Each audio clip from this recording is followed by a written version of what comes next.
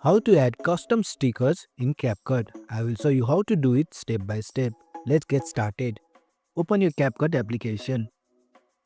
Tap onto the new project. Select your preferred video. Then tap on add. You can see your video on the timeline. To add the custom sticker, swipe your bottom menu to your right and select stickers.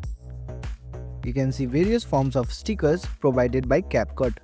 To add your custom stickers, tap onto the plus icon. Select your sticker. You can see your sticker on the video. You can place it wherever you like and tap on check mark.